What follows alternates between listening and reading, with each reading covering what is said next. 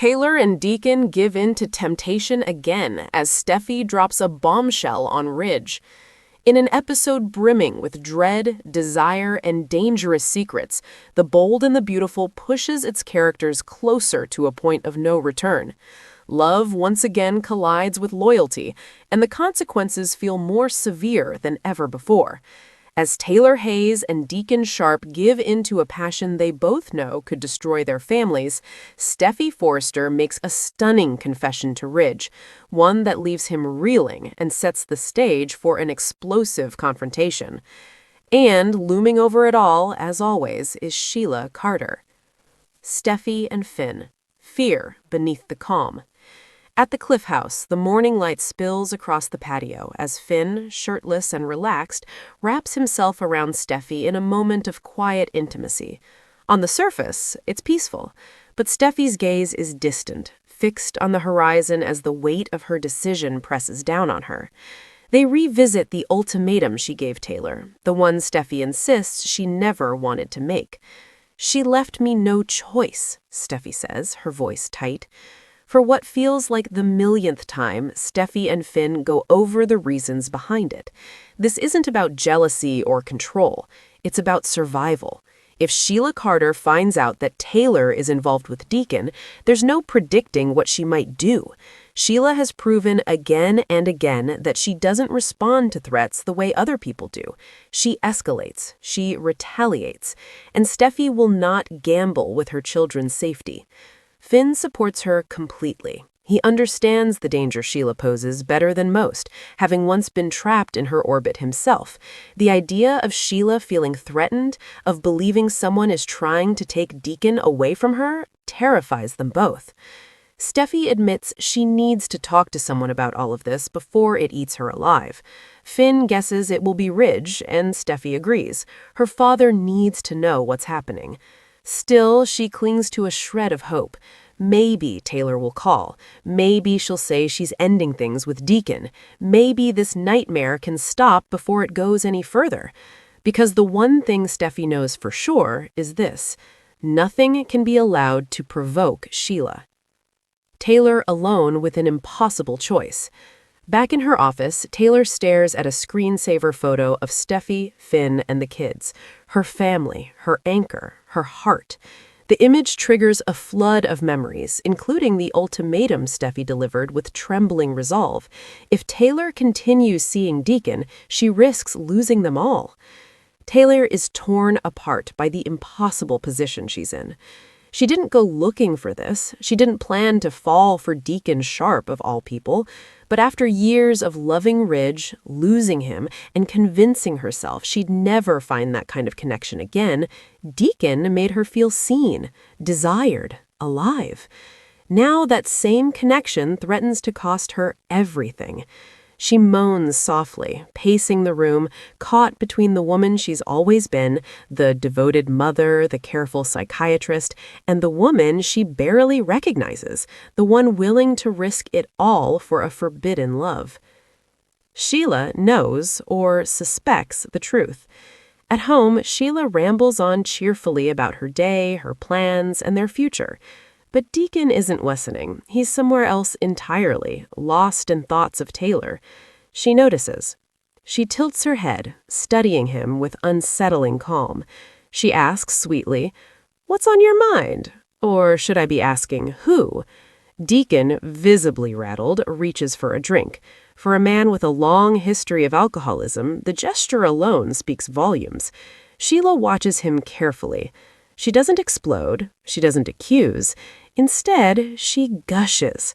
She talks about how much Taylor has helped him, how wonderful and incredible she's been for both of them.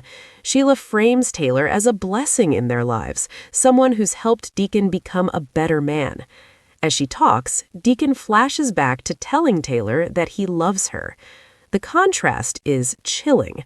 Sheila might not have proof, but her instincts are sharp, and whether she realizes it fully or not, she's circling the truth. Ridge, Eric, and the growing sense that something is wrong. At Forrester Creation, Ridge grumbles about missing Eric, despite being the one who pushed him toward retirement in the first place.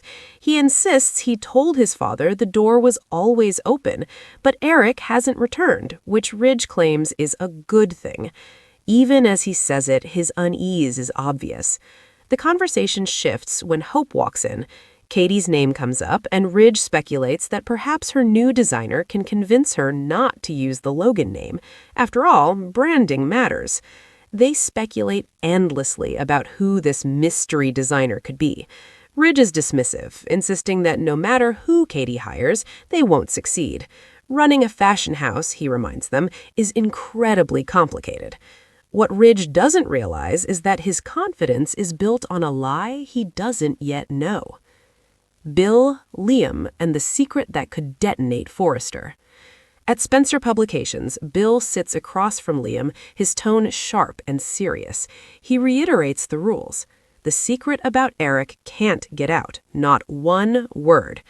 Liam pushes back, warning Bill that when this eventually comes to light, Forrester Creations is going to implode. The fallout will be massive. Families will be divided. Bill doesn't deny it. In fact, he sees it as an opportunity. Timing, he explains, is everything. We have to get Eric across the finish line before anyone finds out. Once the story breaks, it needs to be on our terms. Bill predicts they'll make a fortune, not just from the designs, but from the story itself. Spencer Publications is a communications empire first. The narrative is the real gold. He paints the picture. Katie and Eric splashed on the cover of Eye on Fashion. The comeback, the betrayal, the drama. Everyone will pay to get the scoop. But it only works if Eric doesn't back out and if the secret doesn't leak. Liam, trapped between truth and loyalty. At Brooke's place, Hope checks in on her mother, sensing lingering sorrow over the rift with Katie. Brooke admits she can't fix the Logan situation, but at least they're back with their men. Right on cue, Liam appears. Brooke vents about Katie, then casually mentions that she hopes Eric is enjoying his retirement. The irony nearly knocks the breath out of Liam. Brooke and Hope begin speculating about what Eric might be doing with all his free time. Then the interrogation starts. Who did Katie hire? Who is her mystery designer? Liam stalls, hums, haws, and finally lies, claiming he doesn't know. He forces a smile and suggests it'll be fun to find out. Inside, he's unraveling. Steffy drops the truth on Ridge. Back at Forrester, Ridge is joined by Steffy. He admits he hasn't heard from Eric and his instincts are screaming that something isn't right. Steffy confirms. Something is off, but not with Eric. With Mom, she says. Steffy tells Ridge that Taylor is seeing someone, and it's bad. Ridge shrugs at first. The man is married? That's unfortunate, but it could be worse. Then Steffy delivers the bombshell. He's not just married, she says. He's married to Sheila Carter. Ridge freezes. Deacon? She explodes. Your mom's hooked up with Deacon? The realization hits him all at once. The danger, the betrayal, the insanity of it all. Everything suddenly makes sense, and nothing does. Taylor and Deacon. Desire wins. At the same time, Deacon slips into Taylor's office, assuring her Steffy is at Forrester and they won't be interrupted. He's practically vibrating with excitement just being near her. Taylor is anything but calm. She agonizes over the possibility of losing her family. Deacon asks her the question they neither of them can avoid. How is she supposed to give this up? Taylor admits she doesn't want to. She wants to kiss him. Deacon wonders aloud if Steffy might be bluffing. Taylor shuts that down immediately. She knows her daughter. She knows Sheila is dangerous. Still, Deacon can't stop. His desire for Taylor consumes him. He confesses that he's emotionally moved on from Sheila, that she isn't the right woman for him. Going back to her feels impossible. His words build, the music swells, and emotion overtakes reason. They kiss, passionately, desperately, fully aware that every second they spend together is pushing them closer to disaster. Final thoughts. Love, fear, and the edge of catastrophe. This episode is a masterclass in slow burn catastrophe. Taylor is caught between the love she wants and the family she can't lose. Deacon is reaching for redemption through the worst possible risk. Steffy is trying to protect her children from a woman she knows too well. Ridge is about to go to war, and Sheila may already sense that something is being taken from her. Secrets are piling up, loyalties are fracturing, and the danger isn't hypothetical anymore. It's imminent.